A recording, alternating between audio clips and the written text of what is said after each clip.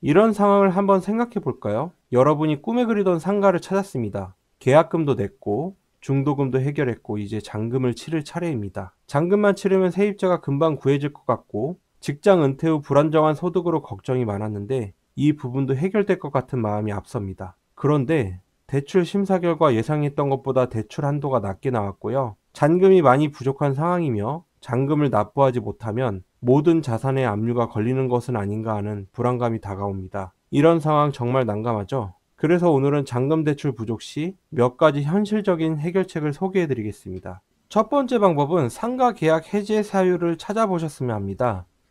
분양계약서에 보면 계약을 해제할 수 있는 조항이 있습니다. 조항에 해당되는 사항을 이용하여 시행사 시공사의 약점을 찾아낼 수만 있다면 경우에 따라 다르겠지만 계약 해제가 가능할 수도 있습니다. 계약이 해제되면 계약금, 중도금, 잔금은 포기해야 하는 것 아닌가라고 생각하시는 분들이 많은데요.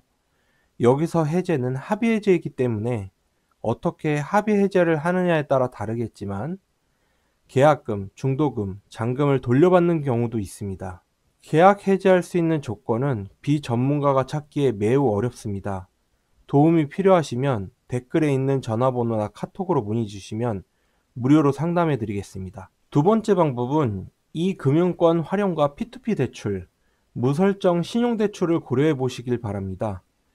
1금융권 대출이 부족할 경우 이 금융권의 보험사나 저축은행 등을 통해 추가 대출을 받아볼 수 있습니다.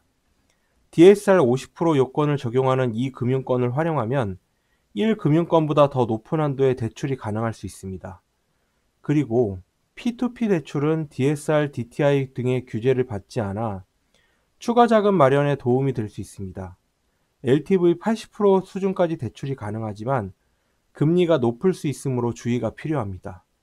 일부 캐피탈사나 저축은행에서 제공하는 무설정 신용대출을 활용할 수도 있습니다.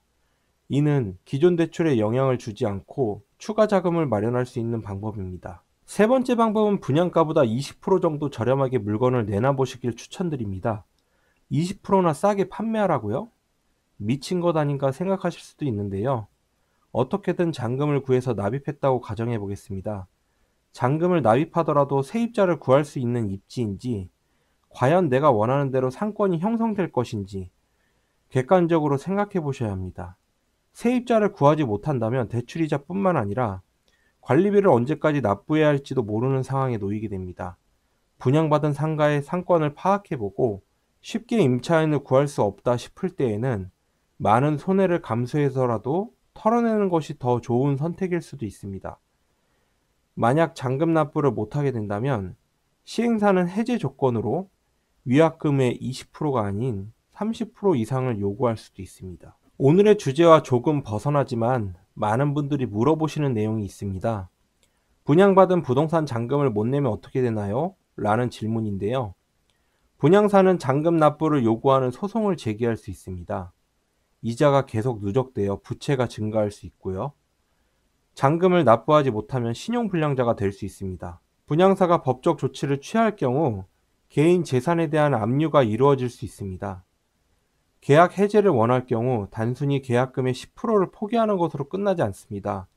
시행사에 따라 20에서 30%의 추가 위약금을 요구할 수도 있습니다. 잔금을 납부하지 못하면 아주 골치 아픈 상황이 올 수 있기에 미리미리 대비하셔야 합니다. 이런 상황으로 정말 스트레스를 많이 받고 있겠지만 꼭 기억하셨으면 합니다. 여러분은 혼자가 아닙니다. 많은 사람들이 비슷한 상황을 겪고 있고 또 극복해 나가고 있습니다. 시행사와의 협상, 대출 방안 모색, 전문가 상담 등 우리가 오늘 다룬 방법들을 차근차근 시도해 보세요. 그리고 앞으로의 투자에는 이런 위험을 미리 고려하고 충분한 여유 자금을 확보한 상태에서 결정하시기 바랍니다. 여러분의 재정적 안정과 성공적인 투자를 항상 응원하겠습니다. 이 영상이 도움되셨다면 좋아요와 구독 부탁드리겠습니다. 다음에는 더 유익한 정보로 찾아뵙겠습니다. 감사합니다.